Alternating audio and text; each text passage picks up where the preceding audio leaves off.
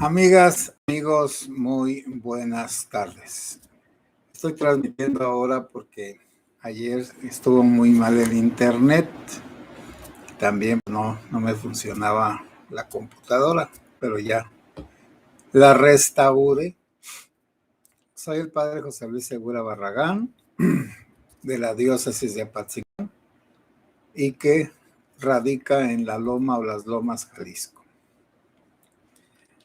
Ayer hice un pequeño video nada más con una laptop ya muy antigua y por eso seguramente el sonido estuvo muy mal. Por eso ahora repito el tema.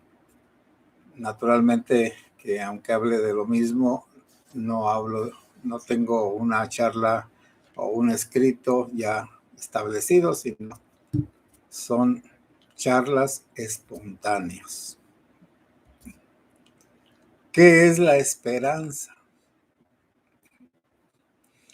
La esperanza buena es la que tiene como antecedente la historia personal, la historia familiar, la historia de un pueblo, la historia de una región y también la historia natural, la historia de la naturaleza. Bueno, alguien va a decir que no hay historia de la naturaleza. Bueno, en sí no hay ningún tipo de historia. Historia en griego quiere decir investigación. Una investigación sobre los hechos pasados, eso era antes de que se globalizara la comunicación. Por eso decimos que la historia ya se acabó, en el sentido ese, de la narración de los hechos pasados, tratando de ser lo más objetivos posibles, siendo imposible ser completamente objetivos. Toda historia es una interpretación. Interpretación quiere decir que uno ve algo o vive algo y tiene una perspectiva que los demás no tienen. Perspectiva quiere decir un punto de vista único que los demás no tienen, tanto del lugar como de conocimiento personal. La historia personal de cada uno de nosotros es un sedazo por el que pasan algunas cosas y otras no. Y la historia emocional es la que da tintes sombríos o alegres a lo que uno ve e interpreta. Y las experiencias de la vida, por supuesto. La experiencia mala es aquella que es un deseo nada más, una imaginación,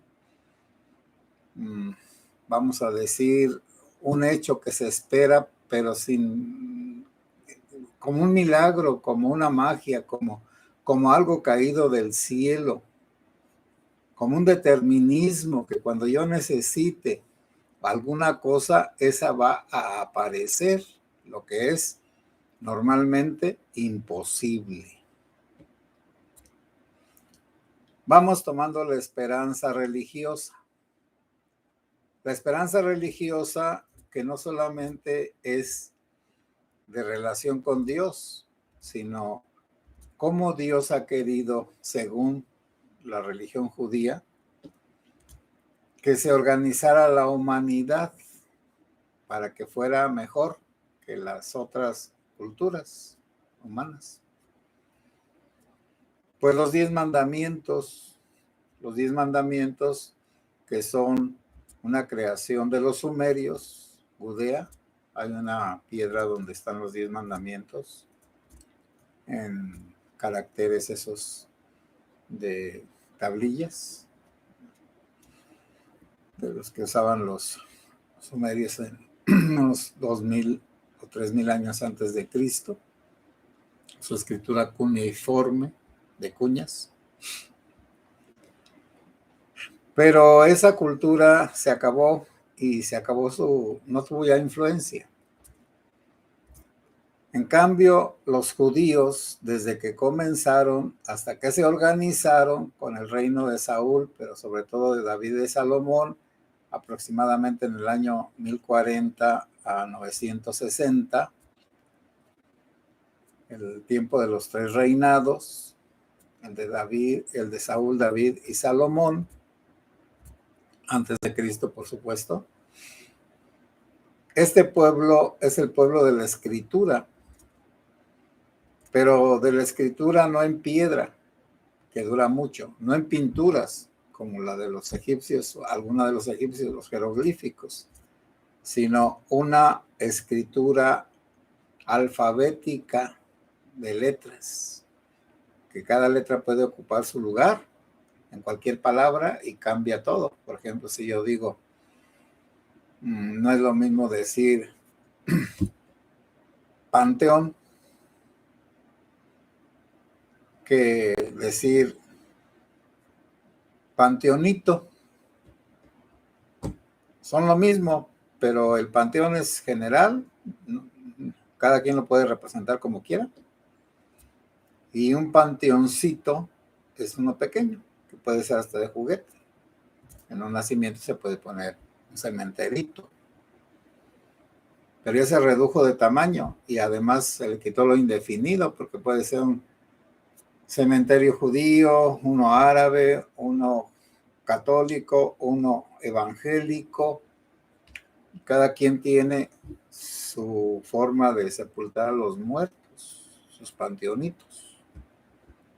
Por lo tanto, también la esperanza popular tiene muchas imaginaciones y en realidad es un mal. Por eso dicen que la esperanza muere al último, con el que tiene la esperanza, pero nunca la consigue. Se muere, la esperanza se muere. ¿Cuándo se muere la esperanza? Cuando no se trabaja por fabricarlo.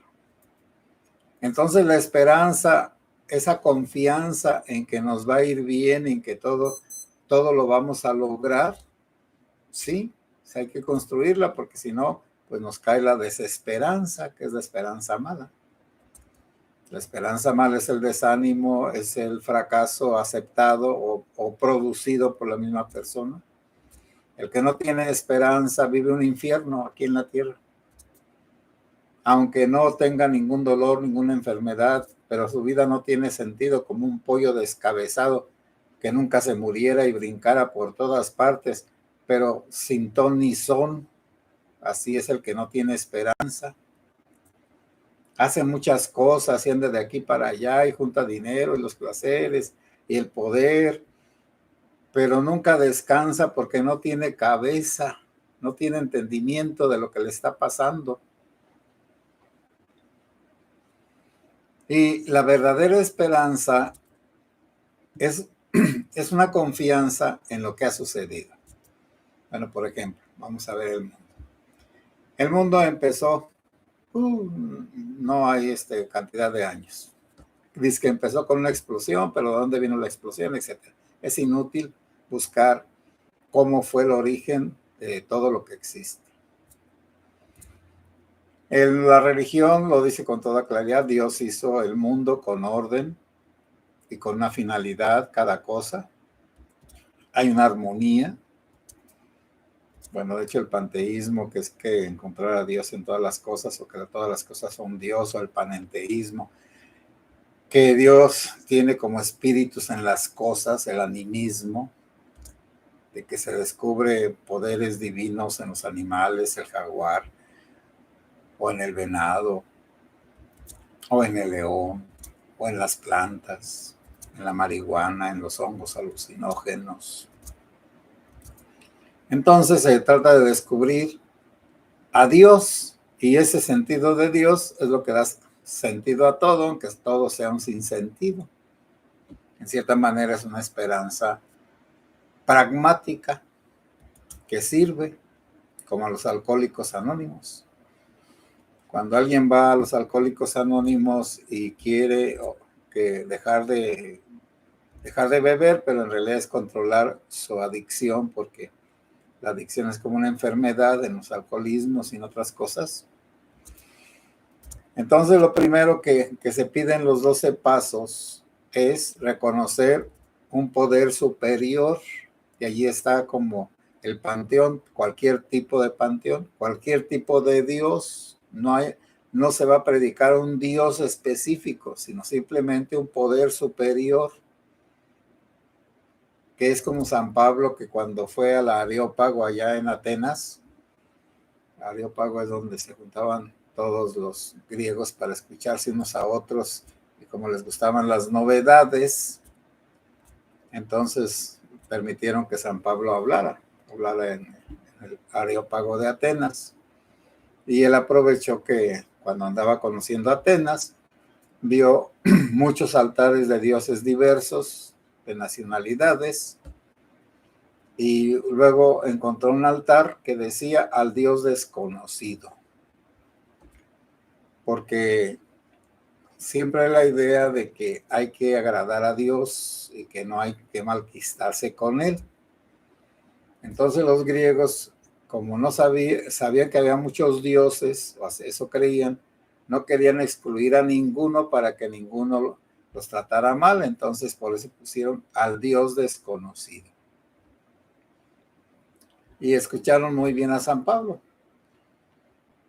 solo que cuando ya habló de la resurrección, pues se rieron, por supuesto, porque la resurrección no es un hecho natural, nadie resucita. Normalmente, bueno, nadie resucita, si se murió completamente no resucita. En la religión es algo sobrenatural, no es natural, es sobrenatural.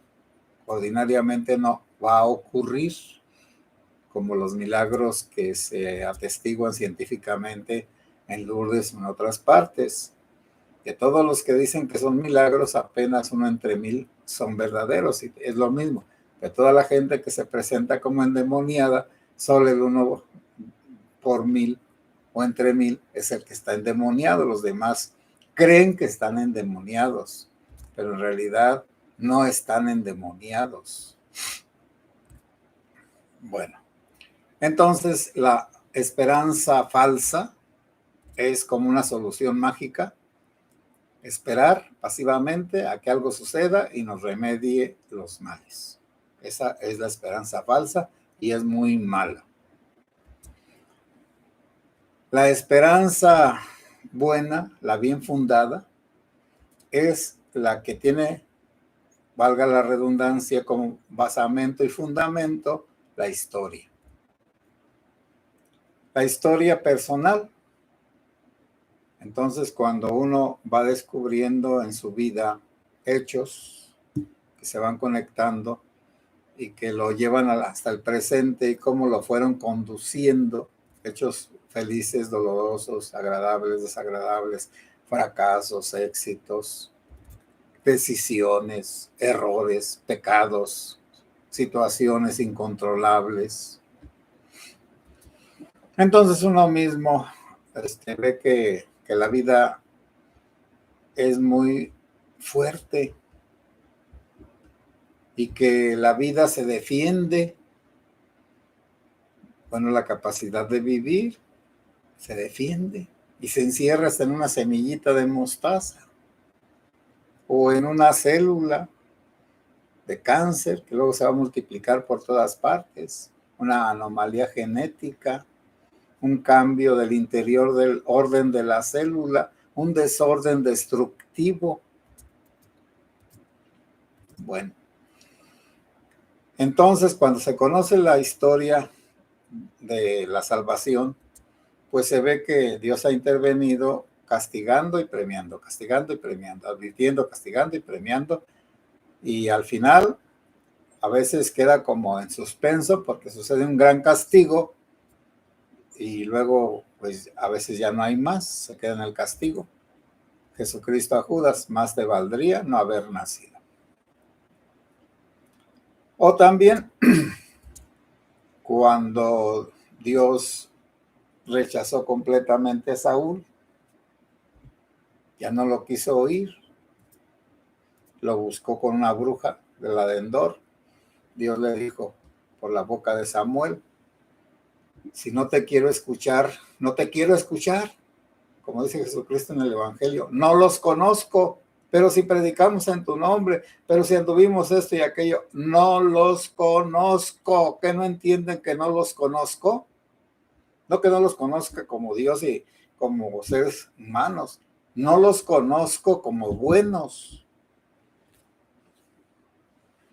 Acá también la esperanza es esa cualidad que nosotros, o ese deseo o hecho que está bien fundado. Si alguien estudia, pues tiene la esperanza de sacar buenas notas o de aprender. Si alguien trabaja, pues también tiene la esperanza de que va a juntar para su vejez con qué vivir, pues de una manera, vamos a decir, humana. Y uno mismo une la esperanza con la confianza y la desesperanza con la desconfianza. Cuando uno tiene desconfianza de alguien o de algo, pues entonces llega a decir cosas que parecen terribles, pero que son las mejores. Maldito el hombre que confía en el hombre. O la ley aquella de Murphy, creo. Si algo puede descomponerse, se va a descomponer. Entonces mejor remedia eso que ahorita está bien, pero que se puede descomponer. Y entonces mejor tómalo de raíz, cámbialo. Y eso lo aprende uno y es mejor. El domingo pasado, cuando quería ir a los ranchos, una de las mangueritas tronó de gasolina y pues ya no pude ir. Yo no soy mecánico ni nada, ya no tenía tiempo. Tenía un ray que la dejó. Pero ya luego al día siguiente llevé la camioneta al taller. Bueno, vino una persona de aquí mismo y reparó provisionalmente el mal, pero ya me dejó dicho ahí en un papelito: cámbiele todas las mangueras de la gasolina y sus cinchos, por supuesto. Entonces ya fui con el mecánico: cámbiale todas. ¿Para qué? Bueno, cámbialas todas. Cámbialas. Es necesario cambiarlas. Van a fallar, ya están viejas, ya están quemadas, ya están rajadas, ya nada más están funcionando de puro milagro. Entonces, la esperanza se construye también sabiendo lo que va a perjudicar y remediándolo para el futuro. Y hay que pagar lo que cueste emocionalmente, lo que cueste económicamente, lo que cueste en la sociedad, en la posición en que tienen a la persona en la sociedad. La esperanza es ese deseo insaciable de que todo nos salga bien, de que todo funcione como debe de funcionar. La desesperanza es la desilusión, la desconfianza, la experiencia del fracaso, la experiencia de la traición. Y ya la esperanza, pues, teologal, la esperanza de Dios es la divina providencia, que Dios nos cuida y nos atiende en cada instante y momento, y que a cada uno de nosotros nos da lo que más nos conviene, aunque nosotros no lo entendamos así. Esa es la esperanza cristiana.